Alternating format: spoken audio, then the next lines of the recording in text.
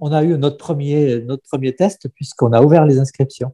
Donc, il y a très peu de temps. Qui sont limités à 400 coureurs, hein, si je ne me trompe pas. 400, oui. Et là, on a déjà plus de 200 inscrits donc, au bout de quelques jours. Donc, pour une course qui a lieu en mai 2022. Hein. Ouais. Donc, on sait fort bien qu'on fera nos 400 coureurs. Et puis, à partir de là, ça sera à nous de réussir la course.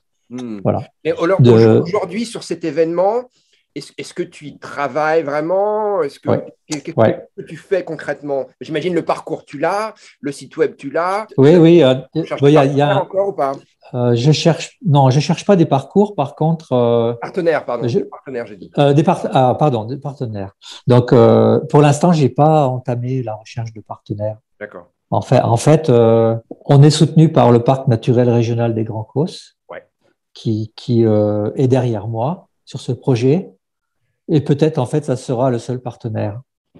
Ah ouais? Parce que, en fait, j'ai pas envie de me mettre trop de contraintes à gérer des partenaires sur une épreuve. Si j'en trouve, tant mieux.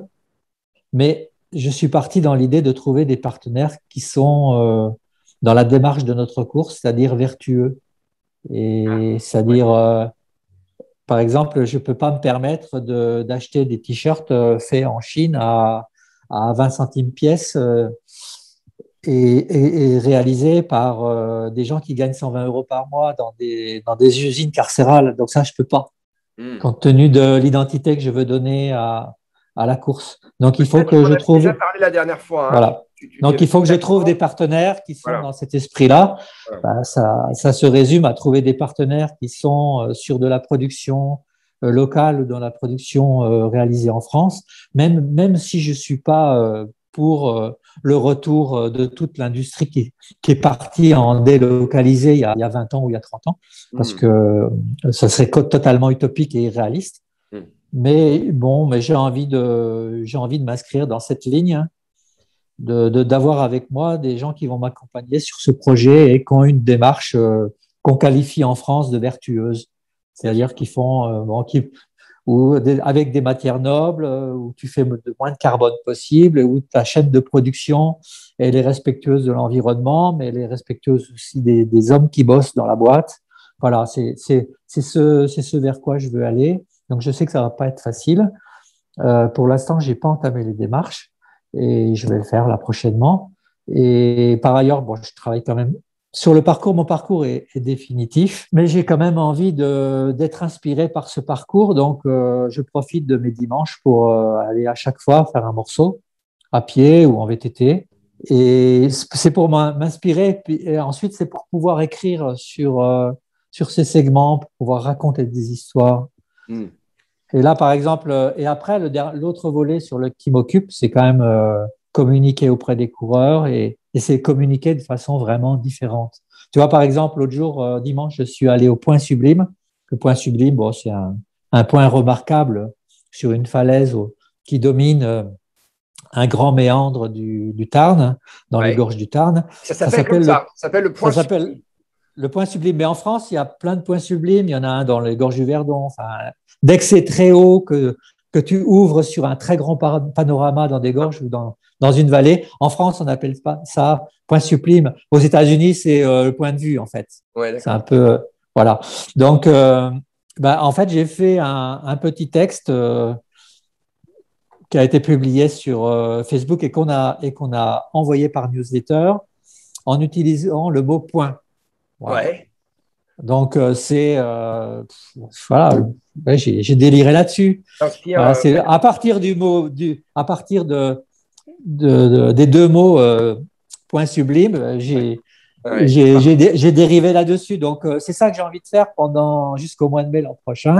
Ouais. Ça, on en a parlé l'autre fois. En fait, c'est suite à une émission que j'ai écoutée sur France Inter ou sur France Culture. En fait, il y avait un philosophe qui expliquait que, à force d'utiliser des mots qu'on met à toutes les sauces, en fait, ces mots n'ont plus de sens. Et dans le trail, où on est vraiment dans le superlatif beaucoup, hein, parce que l'organisateur, il a envie de il a envie de dire que chez lui c'est super, donc il va abuser de superlatif. Le coureur qui va vivre qui va être acteur de grands exploits personnels, il va aussi abuser de superlatifs. Donc moi, je me suis dit, comment je peux… Ça a vraiment tilté ce que j'ai entendu de la part de ce philosophe, et je me suis dit, comment moi, je peux essayer de communiquer sans utiliser tous ces mots et en essayant d'être différent dans ma façon d'écrire et surtout d'être persuasif et puis de donner envie aux coureurs. Ouais. Voilà, ben là, c'est un exemple, par exemple. D'accord. Ouais. Que j'ai. Et là, il faut quand même que j'aille sur le terrain pour sentir ce terrain, pour sentir la rivière, ces panoramas, ces petits hameaux que les coureurs vont traverser. Voilà, j'ai vraiment envie de le sentir et puis de me faire plaisir dans l'écriture. Voilà, puis de me dire que j'ai séduit les coureurs par une autre façon de communiquer qui prend un peu vraiment la tangente. Voilà, on se met vraiment à l'écart d'un courant d'écriture sur le net, enfin sur les réseaux sociaux qui me convient pas, mais bon, c'est normal. J'ai l'âge aussi qui fait que je peux pas vraiment être séduit par ce qui s'écrit de très volatile en plus. C'est ce qui s'écrit sur le net.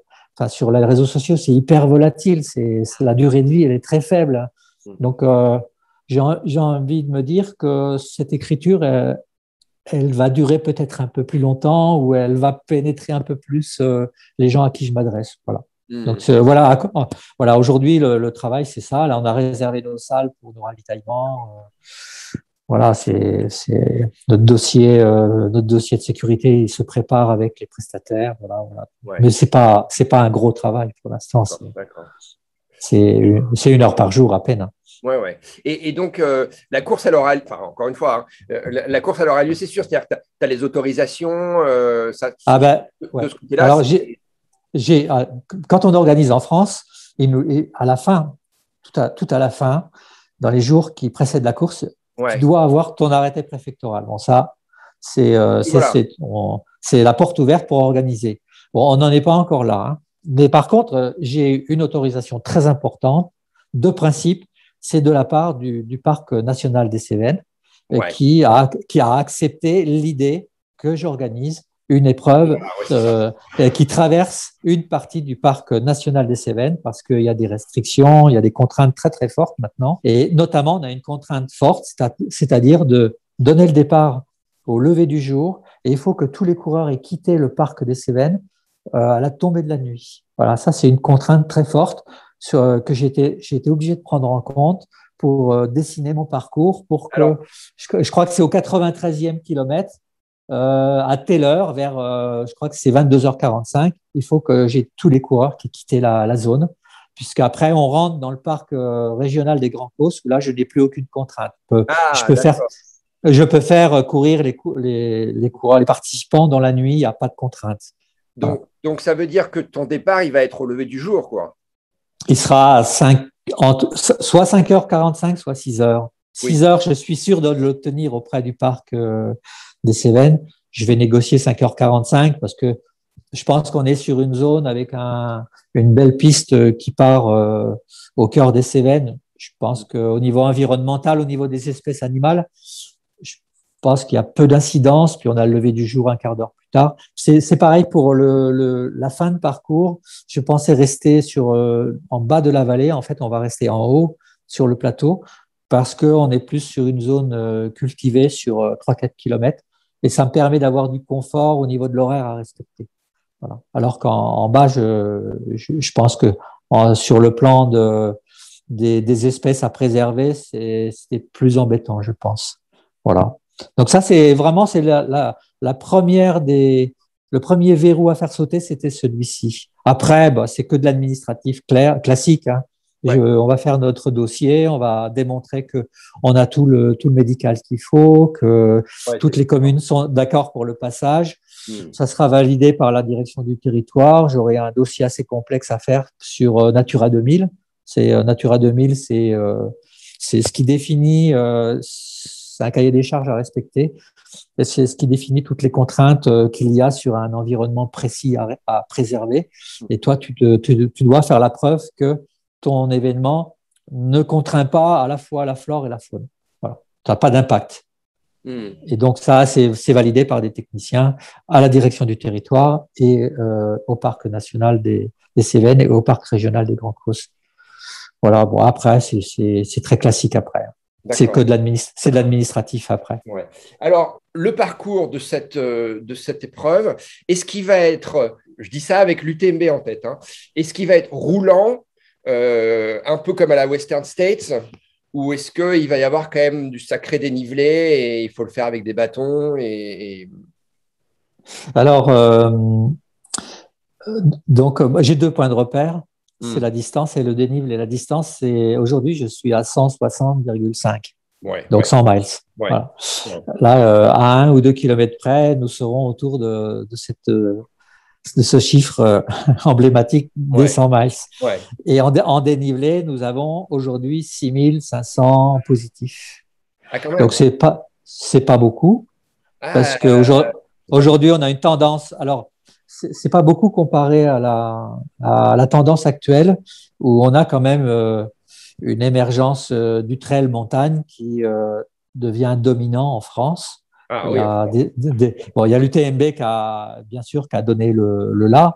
Il y a également la Réunion, mais il y a l'UT4M. Enfin, il y a plein d'épreuves, l'échappée belle également. Il y a des épreuves qui ont émergé ces dernières années et qui ont créé une vraie tendance et un vrai enthousiasme sur ces grandes épreuves de montagne. Bon, nous, on ne va pas jouer dans cette catégorie. D'abord, nous, notre altitude maximum, c'est le départ 1426 mètres d'altitude.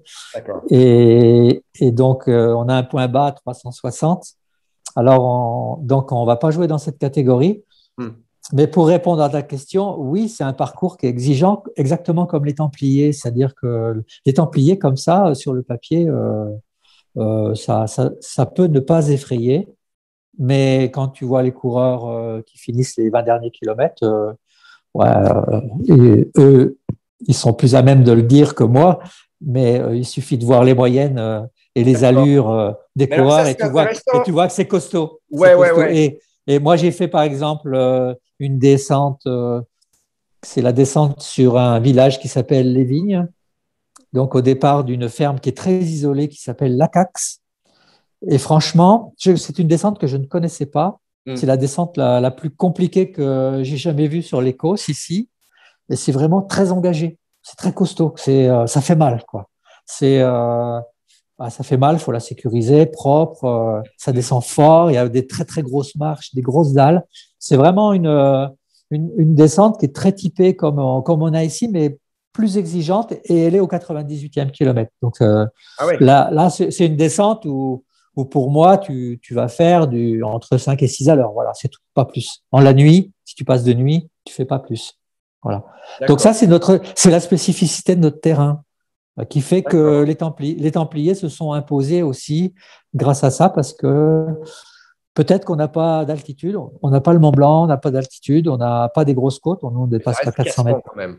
Mais ça reste, ça reste un parcours très exigeant et puis une sensation de terrain très sauvage parce que tu es quand même très isolé dans la nature. Tu vois, les Templiers, par exemple, on traverse 2 routes sur 80 km. 2 routes. Bon, on traverse des villages, mais en dehors des villages, tu traverses 2 petites départementales de rien du tout.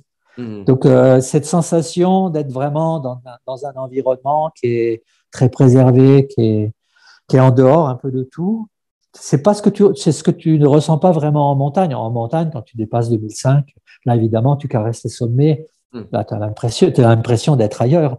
Mais après, dès que tu es proche des stations, tu as les pylônes, tu as tout ça, tu es dans un univers de stations, de sport d'hiver. Bon, ça laisse des marques sur l'environnement quand même. Chez nous, on n'a pas ça. Vraiment, c'est authentique. Et le parcours qu'on va offrir sur la Tarn-Valley, c'est ça.